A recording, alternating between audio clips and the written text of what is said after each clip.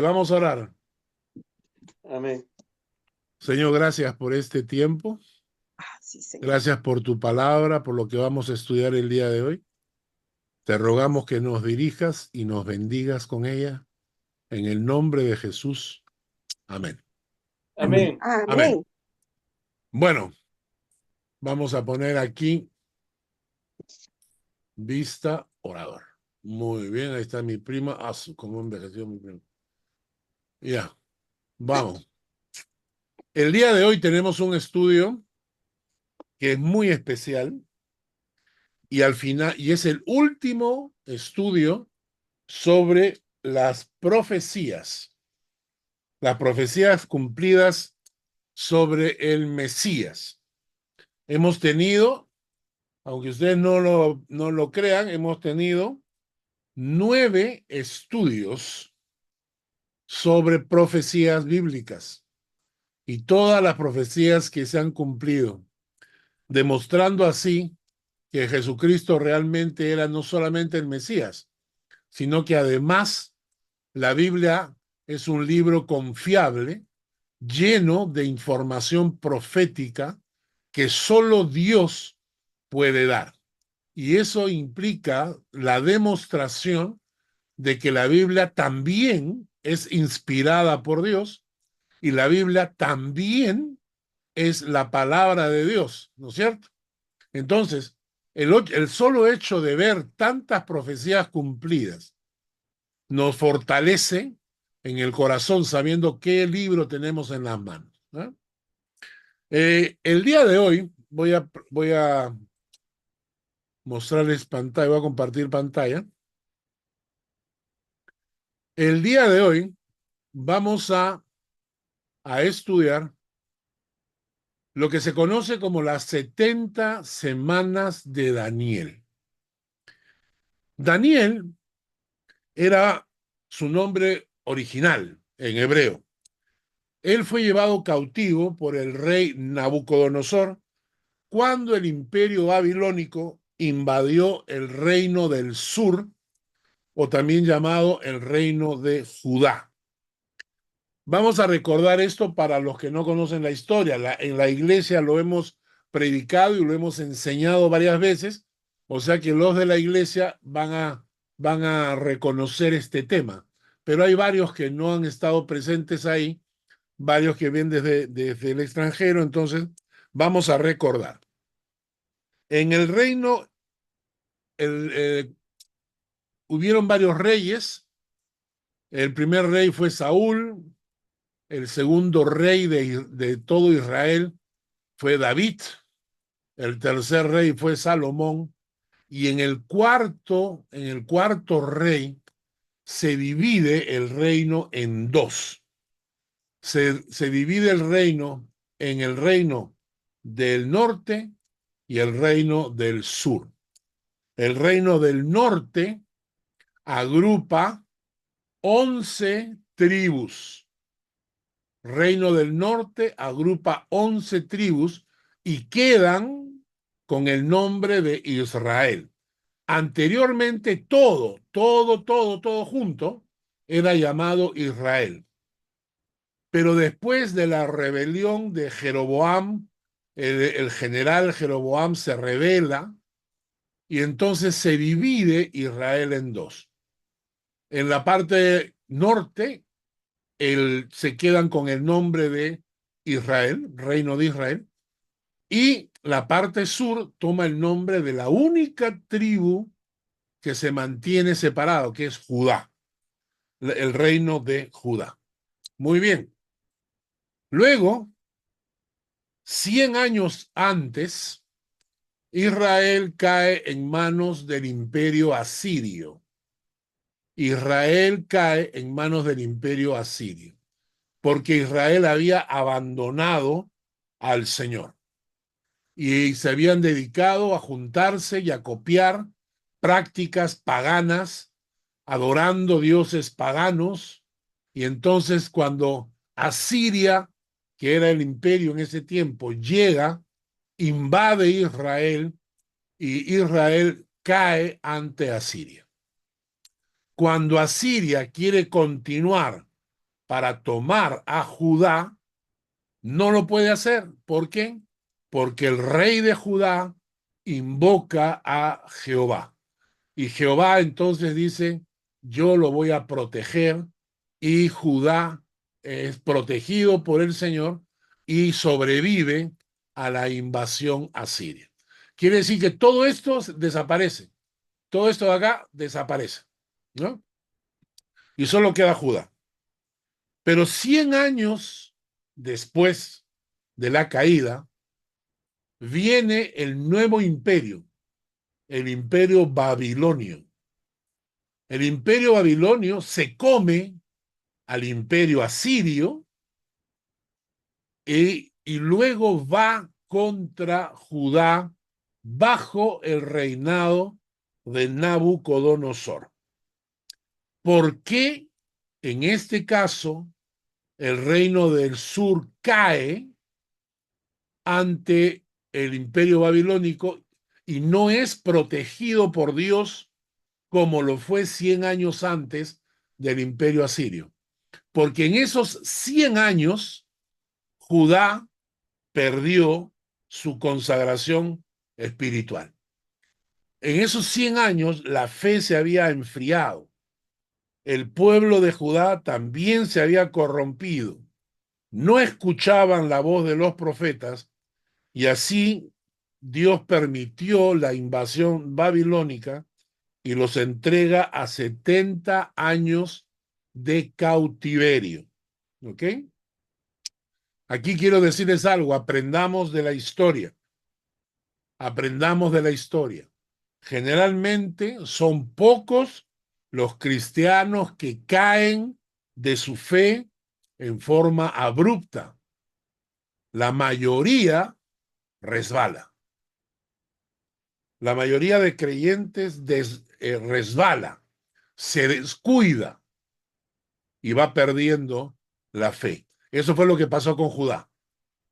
Judá, sin darse cuenta, comenzó a ceder, a resbalarse en la fe. Dejaron su compromiso con el Señor y cuando ya estaban copiando las prácticas paganas de las naciones vecinas, entonces apareció el imperio babilónico para llevárselos como esclavos. Porque ¿cuál era la metodología de los imperios? El imperio de Babilonia entra y se lleva como esclavos, como botín de guerra, se lleva a los ricos, les quita su riqueza, sus propiedades, sus tierras. A los militares los mata. A todos los generales son asesinados. El rey es asesinado. Toda la familia del rey, incluyendo los hijos, son asesinados. Y después que han asesinado a toda la línea política, a todo el grupo político, a todos los políticos, o sea, el rey, su familia, sus hijos, los políticos, los militares, eran asesinados. Y todos los demás, los ricos, los que habían recibido instrucción, eran despojados de sus propiedades y eran llevados esclavos a otras tierras, y las nuevas tierras que quedaban eran entregadas al pueblo. Entonces, la gente pobre que vivía en Judá, de repente recibió de Nabucodonosor tierras para que cultivaran todo lo que le habían quitado a la gente.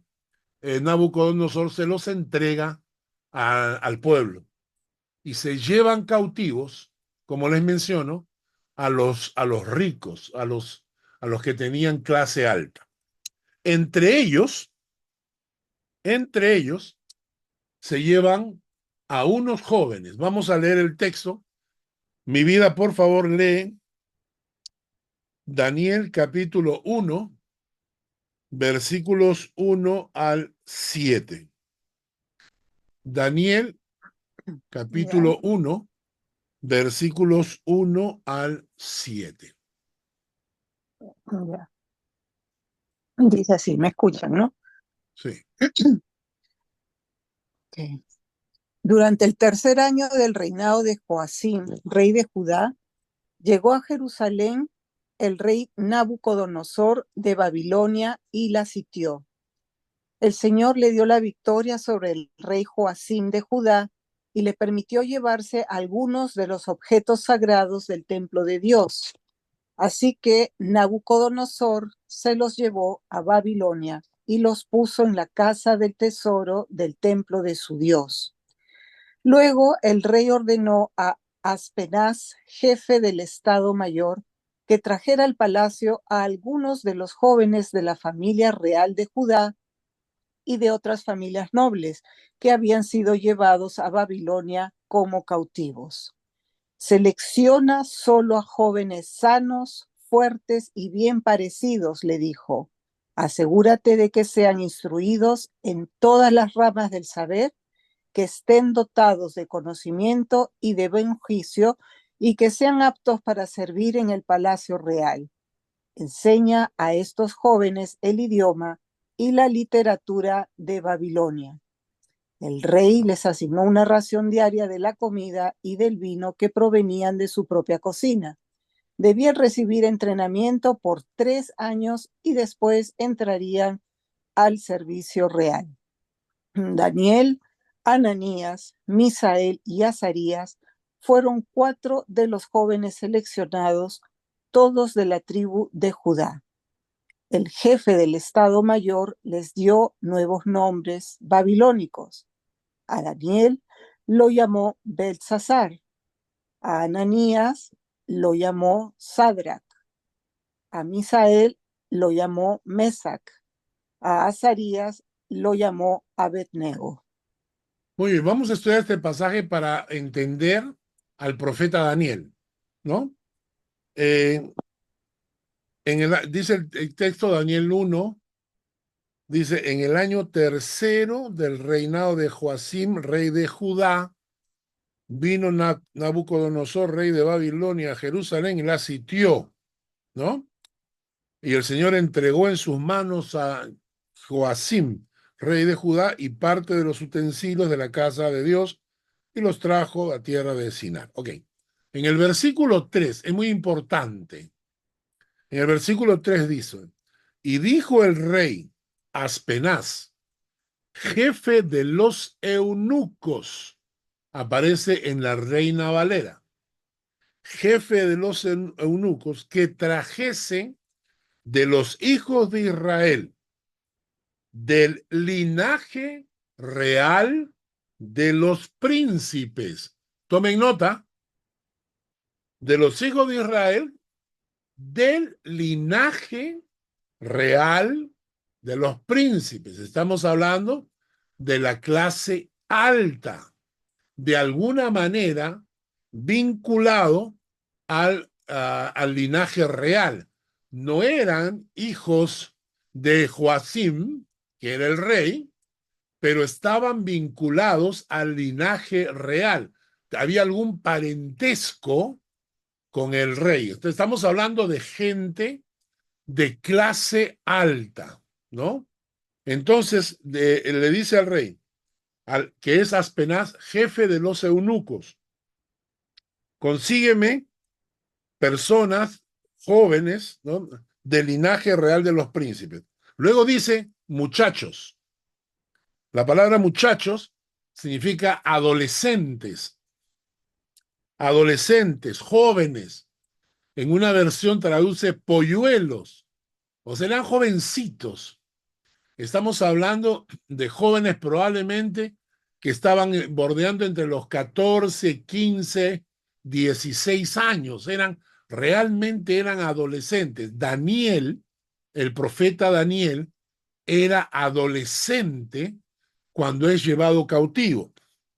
Luego dice, en quienes no hubiese tacha alguna.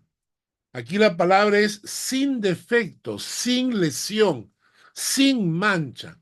Es decir, no podían tener ninguna cicatriz, ninguna mancha y no tener ninguna lesión en ninguna parte del cuerpo, ¿no? Luego dice de buen parecer. En el hebreo significa buena apariencia, atractivos, de buen aspecto, de buena estatura. Luego dice, enseñados en toda sabiduría. El término en griego significa con educación. Esto nos habla de la gente rica. Solamente los ricos recibían educación. La mayoría de personas eran instruidos por sus padres en los oficios de los padres. Los hijos de los pescadores eran pescadores. Los hijos de los carpinteros eran carpinteros. Mientras que los únicos que recibían educación eran los que tenían el dinero para poder pagar que sus hijos fueran instruidos en algún tipo de institución con algunos tipos de maestros o filósofos, ¿no? Entonces tenían que ser con educación. Luego dice sabios en ciencia y de buen entendimiento. Debían ser inteligentes con un IQ elevado. No podían ser burritos, tenían que ser sabios, tenían que ser inteligentes e idóneos para estar en el palacio del rey. Y entonces, para que se les enseñase las letras y la lengua de los caldeos. Ahora, imagínense, es Daniel y sus tres amigos, adolescentes, jóvenes que se habían criado en la clase alta de Israel, sus familias habían tenido riquezas, eran adinerados, eran muchachos que habían sido entrenados, educados, eran muchachos atractivos, de buen parecer, eran muchachos inteligentes, eran muchachos que según el rey eran idóneos para servir en el palacio del rey y que les enseñasen las letras y la lengua de los caldeos. Hay un dato más que algunos lo pasan por alto. Cuando el rey en el versículo 3 y 4 habla a Aspenaz,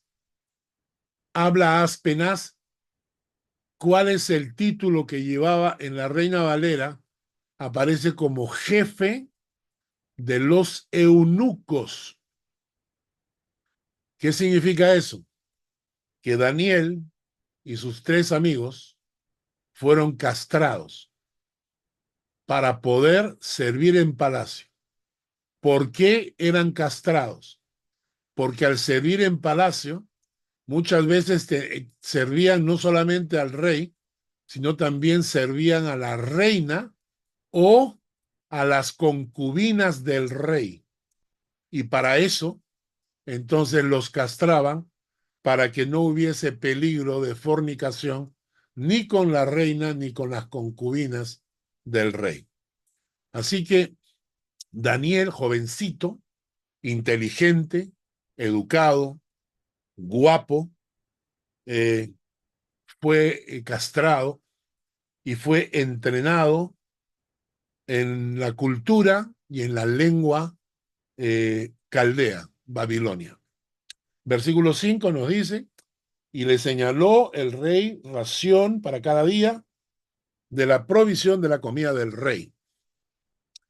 Versículo 6, nuevamente se menciona, entre estos estaban Daniel, Ananías, Misael y Azarías. En otras palabras, no eran los únicos, eran muchos jóvenes que habían sido, eran muchos jóvenes que habían sido llevados cautivos y los que sobresalen eran Daniel y sus tres amigos. Y como ven, ya les cambiaron el nombre, ¿no? A Daniel le pusieron Belsasar, a Ananías le pusieron Sadrach, a Misael le pusieron Mesac y a Azarías Abed-Nego. Ahora, todos conocemos las historias de ellos, entre ellas cuando Daniel fue lanzado al foso de los leones o cuando sus amigos fueron lanzados al horno de fuego. ¿Por qué? Porque no querían obedecer ninguna orden que fuese en contra de su fe. Y Dios los protegió, tanto a Daniel en el foso de los leones como a sus amigos en el horno de fuego, Dios los protegió. ¿Por qué le doy esta introducción? Porque Daniel, por ejemplo, las profecías de Daniel, a diferencia de otros profetas, son profecías que no solamente alcanzan al Mesías, sino que eran profecías históricas que aún alcanzan a nuestros días, ahora, ¿no? Por ejemplo, en el libro de Daniel encontramos, les voy a enseñar acá, esta profecía. La profecía de la imagen, ¿no? Daniel interpreta el sueño que había tenido Nabucodonosor y le dice que es una profecía, que la imagen que el Nabucodonosor sueña tiene una cabeza de oro. Y Daniel le dice, esa cabeza de oro es Babilonia, el imperio babilónico que duró desde el año 622 al 539. Luego vienen los pechos y los brazos de plata, que representan al siguiente imperio medo-persa, que fue el imperio que sustituye a Babilonia, el imperio medo-persa. Luego el vientre y los mulos de bronce, Daniel explica al rey que representan al imperio greco-macedonio que viene más adelante todavía, ¿no? Las piernas de hierro representan al imperio greco-romano, ¿no? Y luego habla de los pies de hierro y barro. Y esos pies de hierro y barro representan una época en la historia que todavía no se ha vivido o que ya estamos viviendo. Algunos piensan que eso representa el imperio de los Estados Unidos, otros piensan que representa a las Naciones Unidas, otros piensan que es la Liga Árabe. Y esto es importante, bueno, estudiarlo. ¿A qué voy con todo esto? Que Daniel profetiza no solamente sobre el Mesías, sino profetiza en relación a hechos que iban a venir por delante, ¿no? Para los que no saben, hemos predicado sobre el libro de Daniel en la iglesia ya hace unos años atrás y lamentablemente no tenemos los estudios en el internet todavía, pero los tengo guardados, los tengo archivados en la computadora en audio. En aquella época solo grabábamos las prédicas en audio, no teníamos video, no teníamos YouTube, y si alguno está interesado, puedo ver la posibilidad de subir estos a un podcast para que lo puedan escuchar. Entonces, todo el libro de Daniel lo hemos predicado en la iglesia. Entonces, Daniel es este profeta. Daniel es el profeta que habla, que se proyecta hacia adelante, hacia el futuro. Entonces, una de las profecías más importantes de Daniel es la profecía de las 70 semanas. Y así que vamos a leer esta profecía que alcanza al Mesías, pero que alcanza todavía a nuestros días. Voy a pedir a Rocco, por favor, lee Daniel 9:24. Daniel 9:24. Ya yo lo saqué, amor. Gracias. 70 semanas están determinadas sobre tu pueblo y sobre tu santa ciudad, para terminar la prevaricación y poner fin al pecado, y expiar la iniquidad para traer la justicia perdurable, y sellar la visión y la profecía, y ungir al santo de los santos. Muy bien. Una semana profética son 7 años. Una semana normal son 7 días. Pero a la luz de la Biblia, una semana profética son 7 años. Y es interesante porque aquí Daniel profetiza que van a pasar 70 semanas, o sea, 490 años, hasta, dice el texto, terminar con la prevaricación, poner fin al pecado, expiar la iniquidad, traer justicia perdurable y sellar la visión, la profecía y ungir al santo de los santos. Y todas estas expresiones que acabamos de leer hablan con claridad del fin de los tiempos, de la segunda venida de Cristo. Entonces, la profecía de Daniel de los 490 años termina con la segunda venida de Cristo, con el fin de los tiempos que está descrito en Apocalipsis. Miren, repitamos, terminar la prevaricación, poner fin al pecado, expiar la iniquidad, traer justicia perdurable, sellar la visión y la profecía y ungir al santo de los santos, que viene a ser Jesucristo. ¿Ok? Entonces, 70 semanas por 7 años son 490 años. Vamos a leer ahora a Daniel 9:25. Lourdes, léelo. Daniel 9:25. Ok. Sabe pues y entiende que desde la salida de la orden para restaurar y edificar a Jerusalén hasta el Mesías príncipe, habrá 7 semanas y 62 semanas. Se volverá a edificar la plaza y el muro en tiempos angustiosos. Muy bien. Entonces comienza diciendo hay 70, ¿no?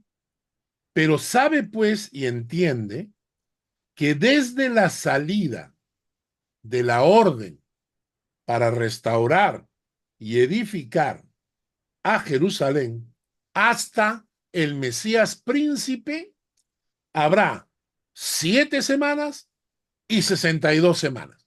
O sea, 69 semanas. ¿Ok?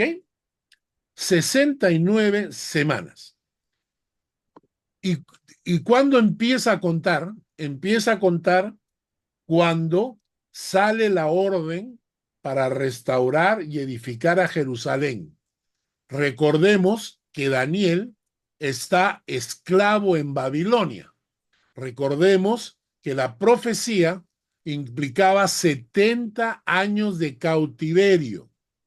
Daniel todavía está en Babilonia cautivo y Dios le dice, cuando salga la orden para restaurar Israel, a restaurar y edificar Jerusalén. Recordemos que cuando Nabucodonosor invade Judá, destruye Jerusalén, destruye el templo, ¿ok? No queda nada. Ha destruido Jerusalén. Y entonces ahora Dios le dice a Daniel que alguien va a dar una orden, para que Jerusalén sea restaurada. Cuando se cumplan los 70 años de esclavitud en Babilonia, alguien, un rey, iba a dar una orden para que Jerusalén fuera restaurada. ¿Ok? Pues esa orden la dio el rey Artajerjes. Miren ustedes el cuadro que les mandé. El cuadro que les mandé es este, ¿ya? Ajá. El rey, acá está, el orden de Artajerjes para reconstruir el templo. Ajá. Y aquí aparecen 450 antes de Cristo. ¿Cuándo fue que Artajerjes dio la orden? Fue en el año 450 antes de Cristo. ¿Quién es Artajerjes? Es el nuevo rey Nabucodonosor, ya fallecido, y está empezando el nuevo imperio, ¿no? Entonces, el nuevo imperio ya se está formando y hay un rey llamado Darío, que es el imperio greco, el imperio medo-persa, ¿no? Darío es un rey simpatizante con el pueblo hebreo. Artajerjes es un rey que da la orden para la reconstrucción de Jerusalén.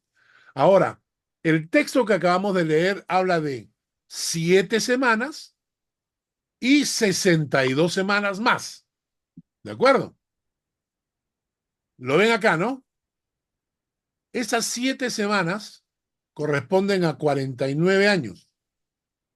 7 por 7, 49. Que es cuando Nehemías celebra la restauración de Jerusalén.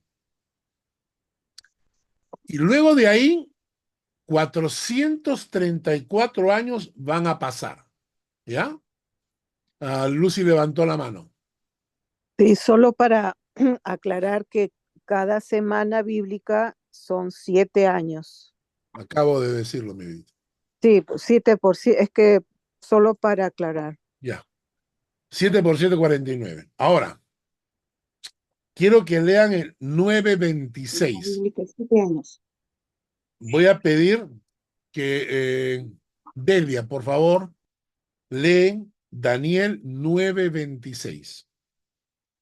Ya, dice, y después de las 62 semanas se quitará la vida el Mesías, mas no por sí, y el pueblo de un príncipe que ha de venir destruirá la ciudad y el santuario, y su fin será con inundación, y hasta el fin de la guerra durarán las devastaciones. Ahora quiero que tomen nota, por favor, de la profecía. Y dice, 7 semanas hasta la reconstrucción de Jerusalén. Y luego 62 semanas. 62 semanas más, ¿no?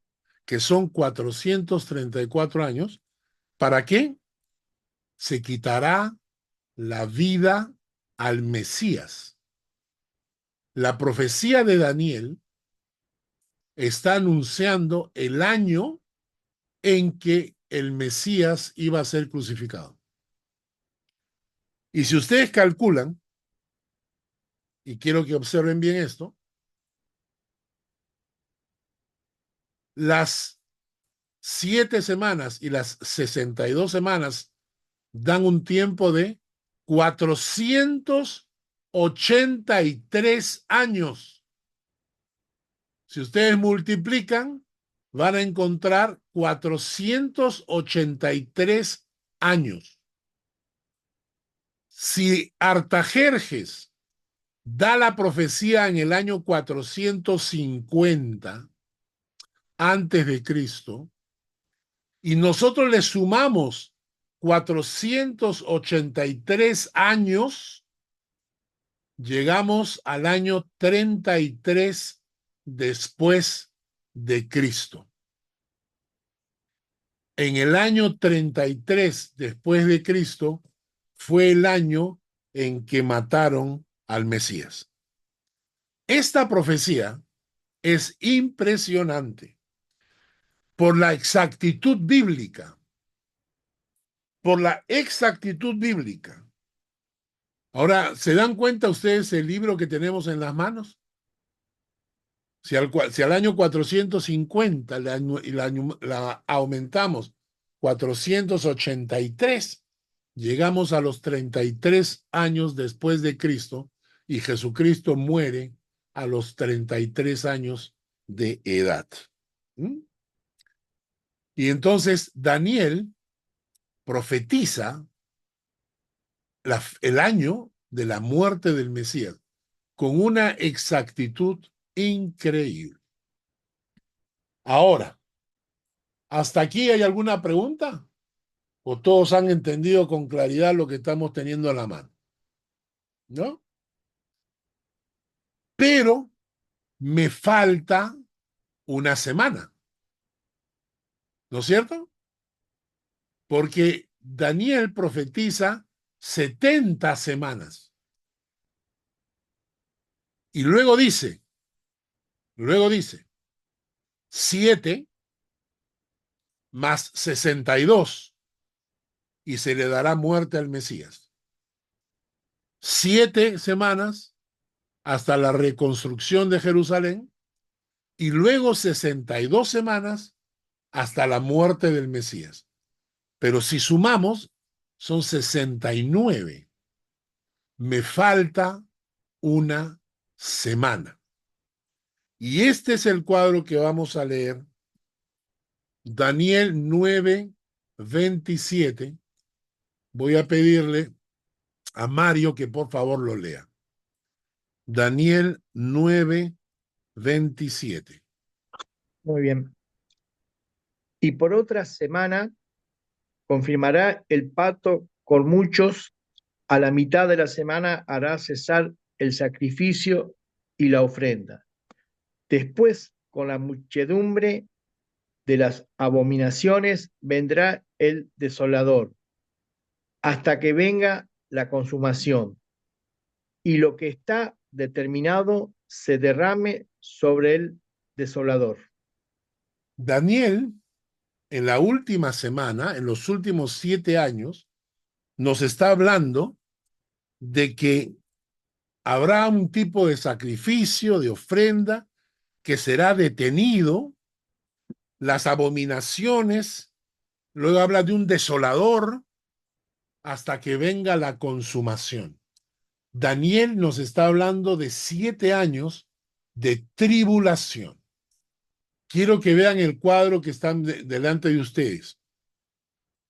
En el lado izquierdo del cuadro encuentran ustedes las 69 semanas desde el año 450 en que Artajerjes dio la orden de reconstruir el templo. Hasta la muerte del Mesías. Ahí ustedes ven la cruz. Ahí está la cruz. Se dará la muerte al Mesías. ¿Qué ocurre después? Se conoce como el tiempo de la iglesia. Nosotros estamos en este momento en el tiempo de la iglesia. Todos estos años, el pueblo hebreo, el pueblo judío, el pueblo genéticamente judío, ha dejado de cumplir la función de pueblo de Dios. ¿Por qué? Porque ellos decidieron que la cruz de Cristo cayera sobre ellos. Ha empezado el tiempo de la iglesia, que todavía está vigente, que es el tiempo de la gracia. Ya no es el tiempo de la ley, es el tiempo de la gracia. Estamos en la época de la iglesia, ¿no? Cuando se termine el tiempo de la iglesia, volverá a correr el reloj profético de Israel y empezará la última semana.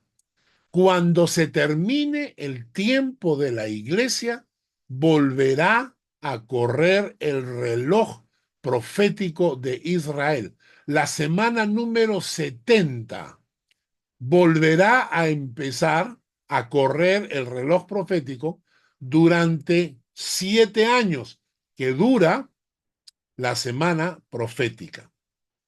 Y si ustedes leen Apocalipsis, van a darse cuenta de que la Biblia habla de la gran tribulación en Apocalipsis, que tiene una duración de 7 años. Hugo ha levantado la mano. Y, pastor, una pregunta. Bueno, ese tiempo de la gracia o el tiempo de la iglesia, ¿cuánto tiempo es? No se sabe. No se sabe. Lo único que sabemos es cuándo termina. Lo único que sabemos es cuándo termina. ¿Y cuándo termina?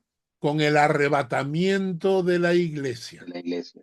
Cuando venga el arrebatamiento de la iglesia, que viene a ser la segunda venida de Cristo, y ahorita voy a explicar esto de las dos partes de la segunda venida de Cristo, el arrebatamiento de la iglesia, sale la iglesia de acá y regresa después de los 7 años con Cristo para reinar durante 1000 años. Esto lo vimos en el paseo que hicimos en el crucero el año pasado.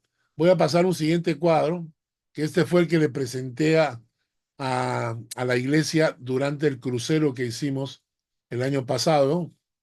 Entonces acá está la primera venida de Cristo, luego viene la era de la iglesia, aquí en la época de aquí abajo, y luego viene este cuadro. La segunda venida de Cristo, la segunda venida de Cristo, que dice que Cristo viene en las nubes, empieza con el arrebatamiento de la iglesia. Ahí tienen ustedes los textos que les menciona que la iglesia será arrebatada. Salimos de la iglesia, salimos de esta tierra como iglesia, porque Dios nos va a proteger de los 7 años de gran tribulación, ¿no? Entre esta fecha y esta fecha hay 7 años. Y entonces la iglesia sale porque Dios ha prometido protegernos de la gran tribulación, y la iglesia regresa con Cristo al final de los 7 años, y ya regresamos con Cristo como con Cristo victorioso, ¿cierto?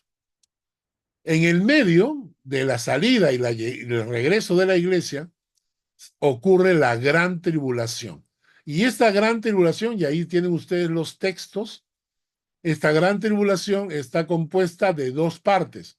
Los primeros 3 años y medio, en que el anticristo hace un pacto con Israel para que Israel pueda ofrecer sus sacrificios y sus ofrendas, y luego Daniel nos dice que a la mitad de esas 7 años, el pacto se rompe, y Apocalipsis nos dice que aparecen la bestia, el falso profeta, la marca de la bestia, el 666, los judíos perseguidos, empiezan los sellos, las trompetas, las copas, el Armagedón, etcétera, etcétera.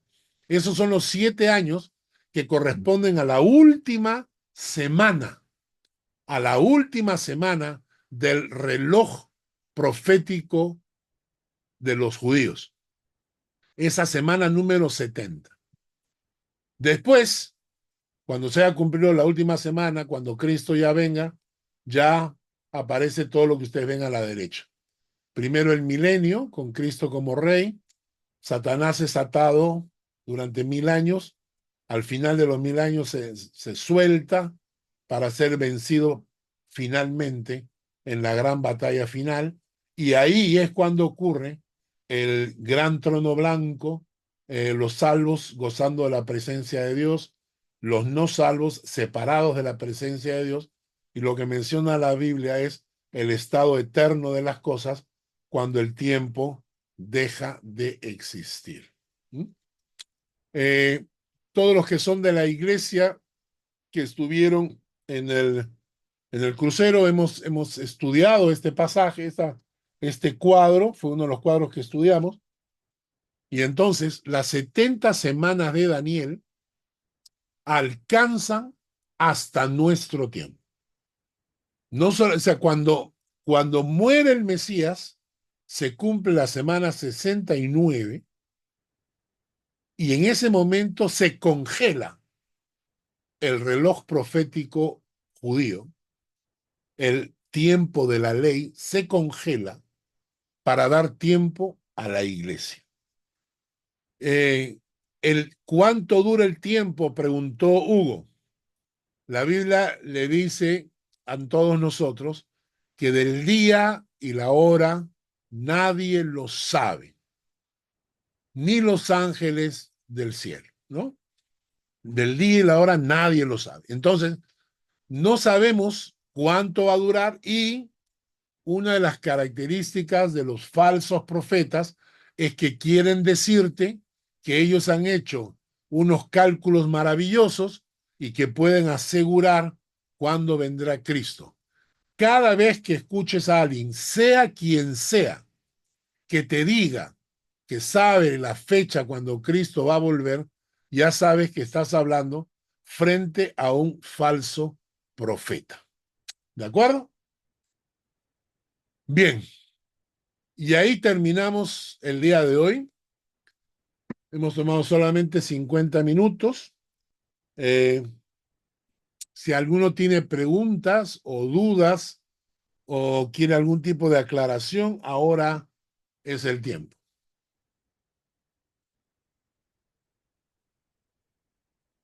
¿Está claro? ¿Lo entendieron? No, nos dejó atónicos. Entonces es interesante porque lo que a mí más me impacta de todo esto es la exactitud de las profecías, ¿no? Y cómo Daniel puede hablar con esa exactitud y luego vienen textos, libros, otros escritores de la Biblia que coinciden en una manera tan exacta con las profecías del Antiguo Testamento y sobre todo con las profecías de Daniel. Ahora, hoy en día se está hablando de que la corrupción mundial es tan grande que en realidad Jesús podría venir en cualquier momento. La verdad es que lo que estamos viendo hoy en día es que el mundo se está yendo a pique, ¿no? Hay unas creencias y enseñanzas ideológicas que se están metiendo en las escuelas, en los colegios, por la televisión, por todos lados, para hacernos creer cosas que realmente desagradan y ofenden a Dios. La situación actual con el aborto y todo esto es un genocidio. 50 millones de niños siendo asesinados antes que puedan nacer. No pueden defenderse. Todas estas cosas nos hacen pensar que el Señor viene pronto. Una Pero, preguntita, Carlos. sí, Em, los 7 años es la persecución a los cristianos en la tierra, ¿no es cierto? no, los cristianos se han ido Perdón, también la persecución a la gente que se quedó después de que los cristianos fuimos arrebatados, a ¿no, los no es cierto? rezagados. Exacto, a los rezagados. Luego vienen 1000 años, eso también es en la tierra. Sí, Y después dice, el tiempo deja de existir, ¿eso también será en la tierra? ya no importa, pues, porque si el templo deja de existir, ya podemos estar en la Nueva Jerusalén, ¿no? No, porque uno piensa pues que el cielo, las nubes y todo Sí, eso es para los que fallecen, donde se va el alma, ¿no? ya. Pero para los que quedan, mm, digamos, vivos durante los últimos No, después de los 1000 años antes de los 1000 años viene la resurrección de de los muertos. los creyentes y Sí, después de los 1000 años la resurrección para la muerte, los que no creyeron en el Señor. Entonces ya estamos todos resucitados.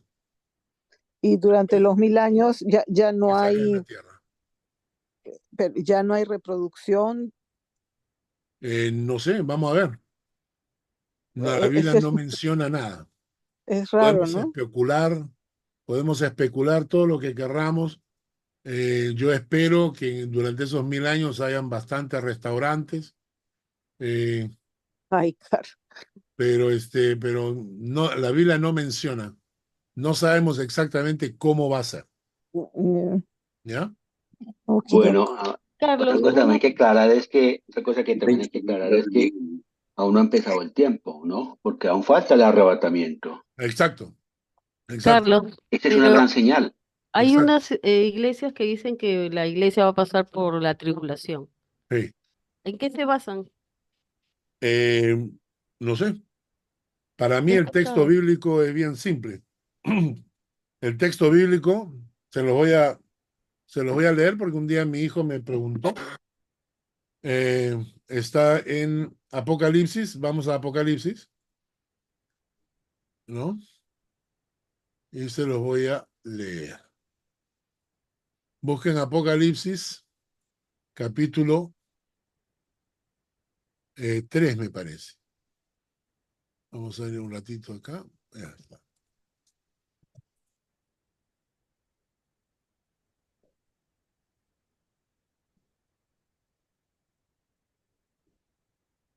Apocalipsis 3:10. Apocalipsis 3:10 dice, por cuanto has guardado la palabra de mi paciencia, yo también te guardaré de la hora de la prueba que ha de venir sobre el mundo entero para probar a los que moran sobre la tierra. ¿Ah? Por cuanto has guardado la palabra de mi paciencia, yo también te guardaré de la hora de la prueba que ha de venir sobre el mundo entero para probar a los que moran sobre la tierra. Yo creo que es bastante claro, ¿no? Bastante claro que el Señor va a proteger a sus hijos. No tiene sentido que nosotros pasemos por la gran tribulación. Ahora, antes de la gran tribulación, probablemente va a haber cierto tipo de persecución en algunos lados. Cuando le preguntaron a Jesucristo sobre Mateo 24, él agarra, le dice, Señor, ¿cuáles son las señales de tu venida? Y él menciona guerras, rumores de guerras, terremotos, persecuciones, etcétera. Entonces, muchas veces hemos creído que ese pasaje habla para los cristianos en todas partes. O sea que en todas partes los cristianos van a ser perseguidos, en todas partes van a haber guerras y en todas partes van a haber terremotos. Pero no es así.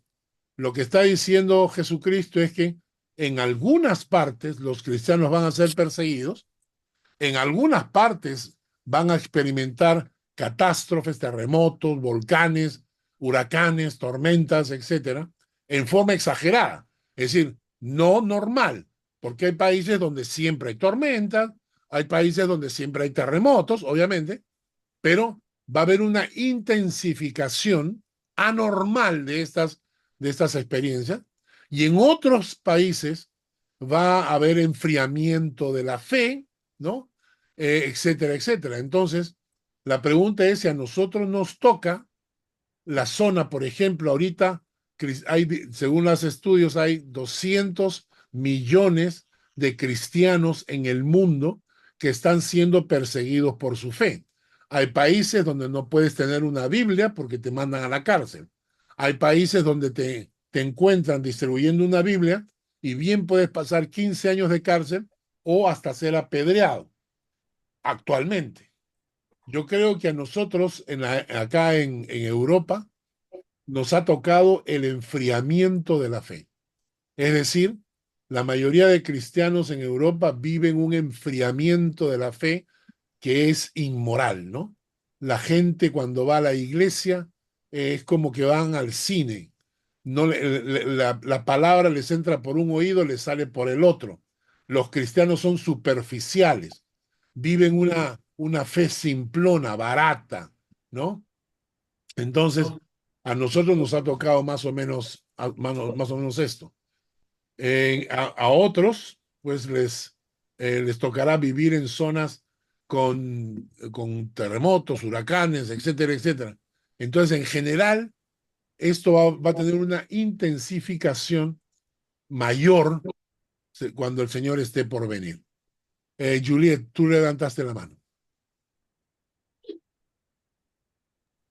Sí, pastor, de lo que usted decía, lo que estamos viviendo es también el regreso de los dioses, ¿no? Los cultos que se están haciendo ahora no es nada nuevo, no es nada nuevo el aborto, no es nada nuevo lo de la comunidad LGBTI, el auge que ha tenido.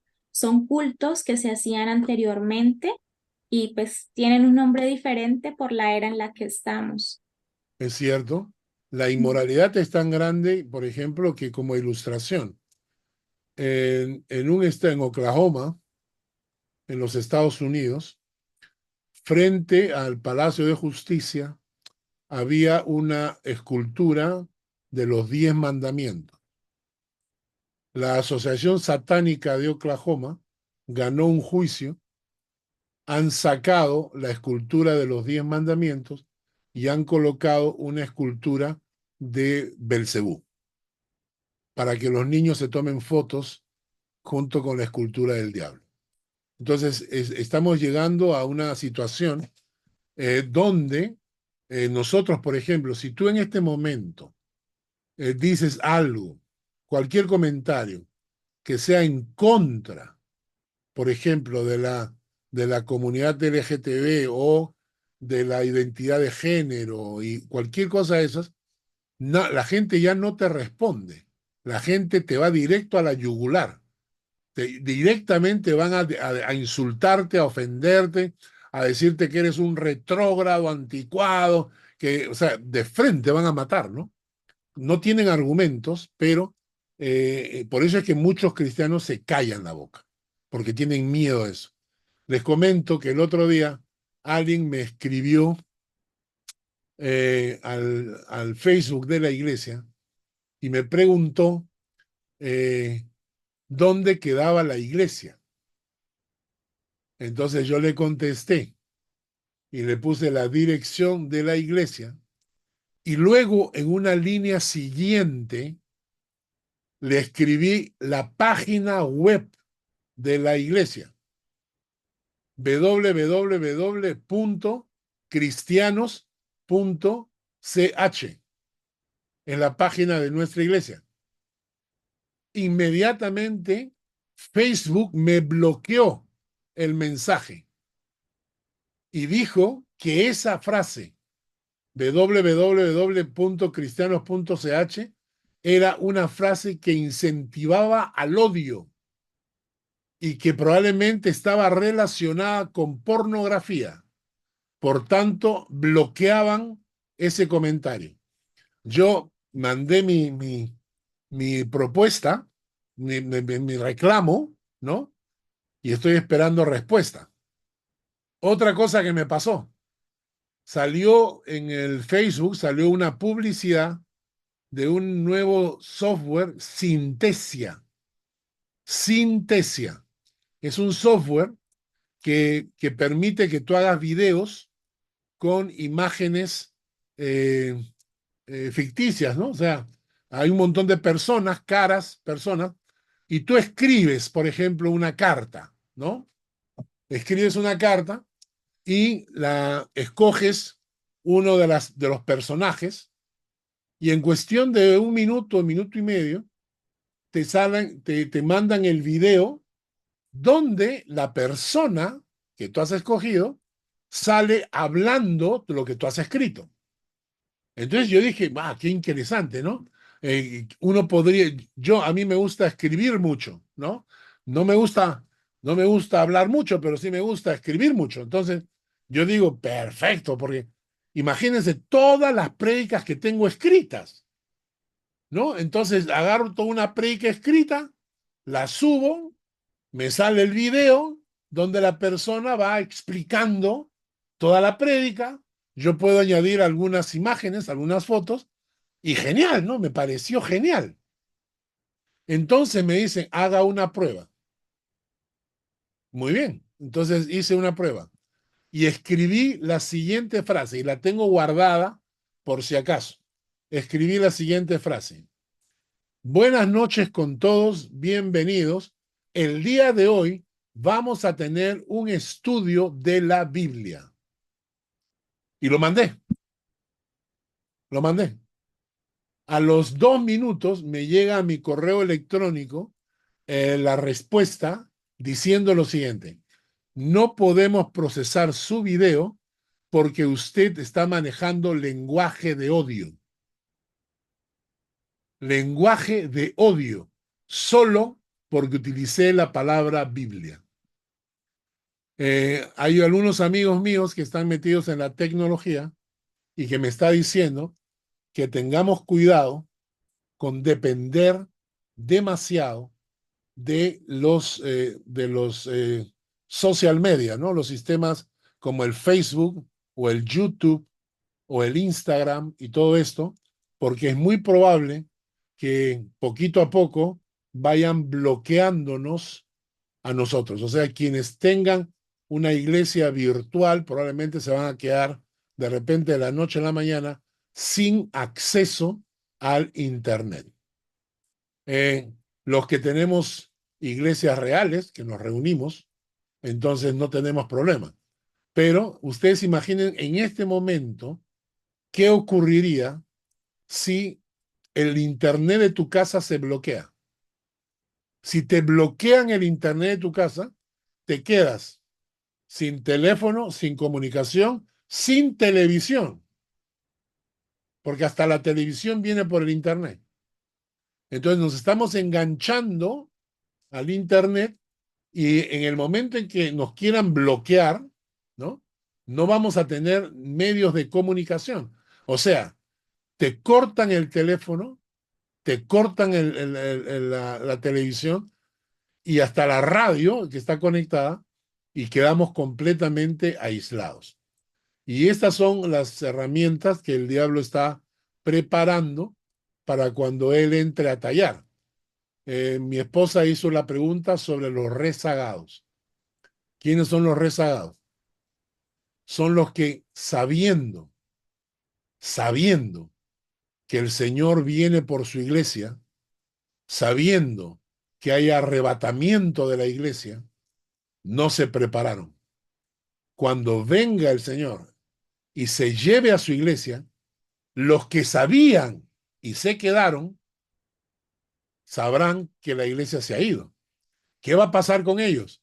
Obviamente, muy probablemente que esta gente comienza a buscar diciendo, era verdad, lo que me decían era verdad, y ahora van a tener que luchar por su fe.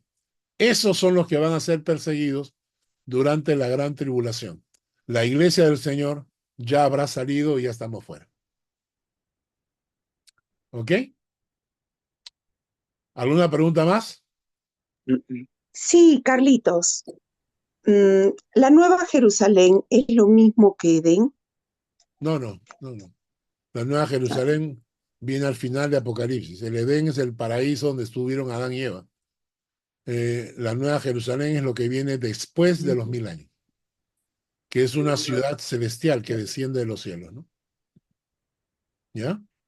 Yo quería agregar otra cosa sobre los últimos tiempos. En la Biblia habla sobre que en los últimos tiempos los jóvenes verán visiones y los viejos soñarán sueños, algo así. Y se ha visto mucho que Jesús se está presentando a gente de Medio Oriente, diciendo yo soy el Mesías, y les habla cosas de la Biblia que ellos nunca han escuchado, y cuando lo hablan con gente cristiana, le dicen, ese con quien has soñado es Jesús, y se están convirtiendo porque Jesús se les está presentando en sueños. Y yo creo que esa es una profecía que se está cumpliendo, cosa que antes no sucedía. No lo vemos mucho porque vivimos por este lado del mundo, pero sé de que hay muchos palestinos, judíos, em, gente del Medio Oriente que están soñando con Jesús Bien, sin saber qué es Él, ¿no? muy bien. Y acuérdense esto, ¿no? Que dice la Biblia que el arrebatamiento de la iglesia será en un abrir y cerrar de ojos. Miren mi cara, miren mi cara. Voy a poner pantalla grande. ¿Cuánto dure el arrebatamiento? Así. ¿Vieron? Ya fue. ¿Qué quiere decir eso? Que no vas a tener tiempo ni de llamar a tus hijos. No vas a tener tiempo ni de prepararte. O sea, no es que te da tiempo de arrepentirte. No te da tiempo ni de avisar, ¿no? No es que yo pueda decir, Luz y mi vida, el arrebatamiento. No, ya fue, ya fue, ¿no? Y entonces, y dice que es como un abrir y cerrar de ojos. Y cuando ocurra, pasó. Ya fue. No hay segundo chance. Siempre utilizo la anécdota de mi casa. Nosotros vivimos en el segundo piso de un edificio que no tiene ascensor, ¿no? Y entonces, cuando tú llegas, tocas un botón que está iluminado y se prende la luz de la escalera, ¿ya? Entonces tú empiezas a subir la escalera y se supone que ese botón de luz debe darte suficiente tiempo para llegar hasta el tercer piso, ¿no es cierto? Por alguna razón que desconozco, a veces se apaga más rápido. Y entonces uno está subiendo y se te apaga la luz. Pero gracias a Dios puedes caminar un poquito a tientas porque encuentras el otro botón rojo que está en cada piso y vuelves a prender la luz. Pues ese botón rojo del segundo piso ya no hay cuando el Señor venga.